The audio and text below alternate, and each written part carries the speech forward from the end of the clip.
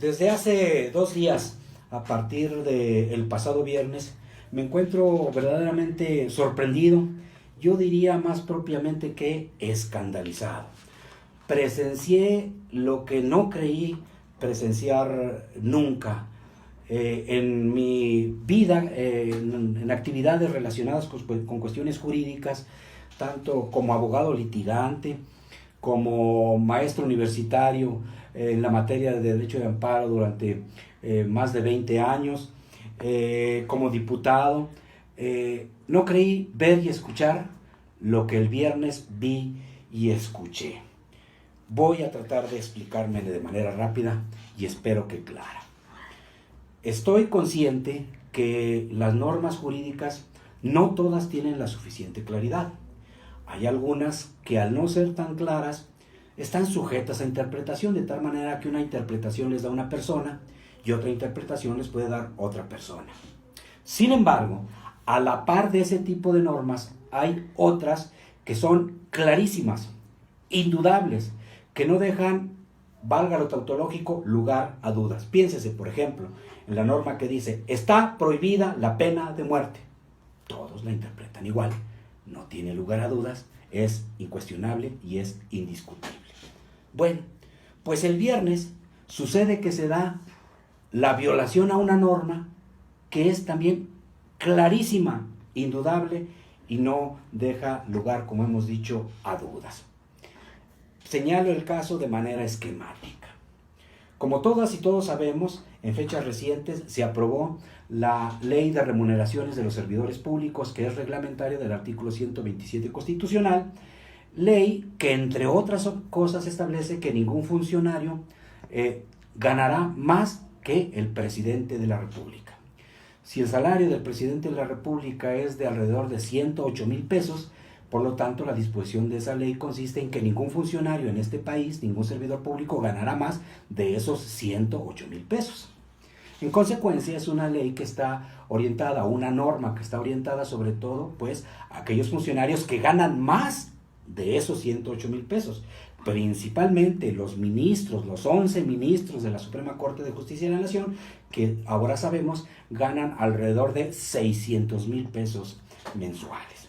Bien, una vez aprobada esta ley por el Congreso de la Unión, también es público que los senadores de oposición, del PRI, del PAN, del PRD, del Movimiento Ciudadano, en ejercicio de su derecho, interpusieron una acción de inconstitucionalidad ante la Suprema Corte de Justicia de la Nación.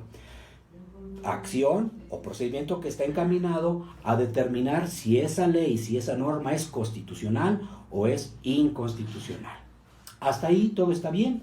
Es correcto que estos senadores de oposición hayan ejercitado la acción, puesto que la ley y la Constitución los faculta para ello. El asunto llega a la Corte, le corresponde como ministro instructor al ministro Pérez Dayán. Sin embargo, el viernes dicta un acuerdo verdaderamente escandaloso, consistente en que decide que mientras se resuelve la acción de inconstitucionalidad, suspende los efectos de esta ley, otorga la suspensión, y eso es lo que me parece altamente preocupante y verdaderamente me escandaliza. ¿Por qué?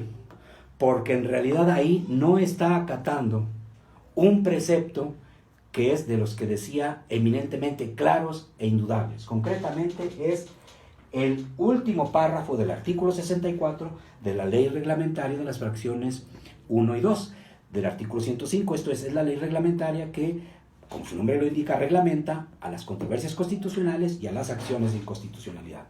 Por lo que hace a las acciones de inconstitucionalidad, ese último párrafo, que solo tiene un renglón y medio, dice: la admisión de una acción de inconstitucionalidad no dará lugar a la suspensión de la norma cuestionada.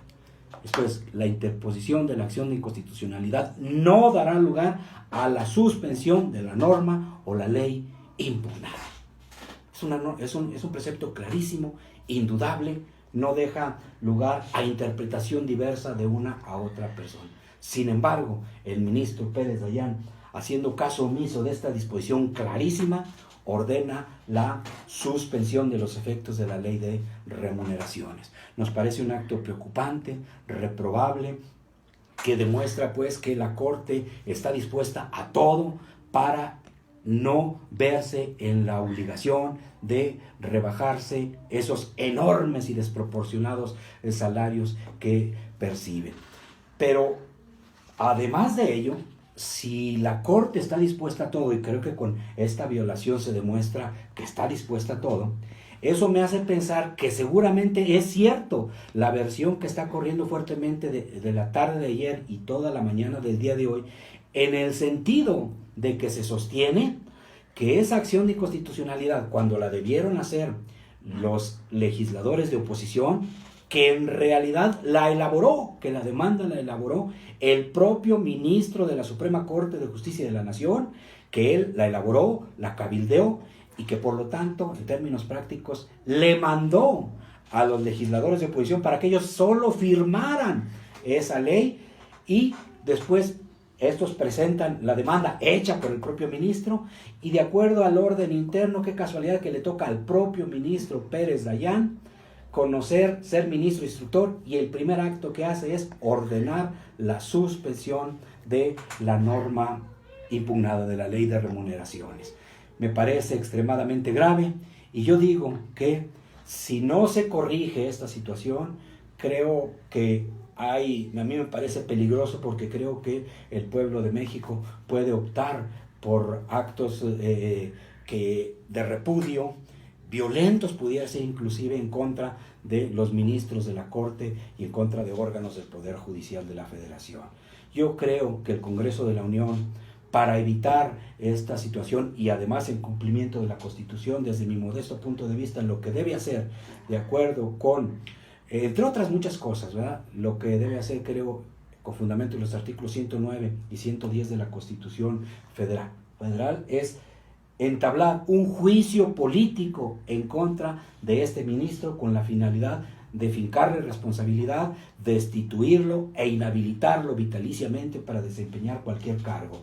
El artículo 109 de la Constitución Federal señala, por eso digo que debe entablarse un juicio político, dice: se impondrá mediante juicio político las sanciones indicadas en el artículo 110 a los servidores públicos señalados en el mismo precepto, cuando en el ejercicio de sus funciones incurren en actos o omisiones que redunden en perjuicio de los intereses públicos fundamentales o de su buen despacho. Creo que este ministro ha incurrido en esas acciones y por lo tanto debe entablarse ante el propio Congreso de la Unión un juicio político, y además el artículo 110 de la propia Constitución indica quiénes pueden ser sujetos de juicio político, y dice, artículo 110, podrán ser sujetos de juicio político los senadores y diputados del Congreso de la Unión, los ministros de la Suprema Corte de Justicia de la Nación, y luego enumera a otros funcionarios. Por lo tanto, creo que el Congreso de la Unión, en virtud de que así lo determina la Constitución, debe entablar ese juicio político, y además una segunda razón para entablar ese juicio político es para evitar una cuestión en la que el pueblo de México se vea en la necesidad de realizar actos muy lamentables que impidan el funcionamiento de la Corte y que impidan el funcionamiento de los órganos del Poder Judicial de la Federación. Es altamente lamentable, altamente reprobable, y creo, por lo tanto, que es un desvergonzado este ministro, y seguramente en complicidad de los otros ministros de la Suprema Corte. Qué triste, qué lamentable. Pero bueno, tenemos que comentarlo. Muchísimas gracias.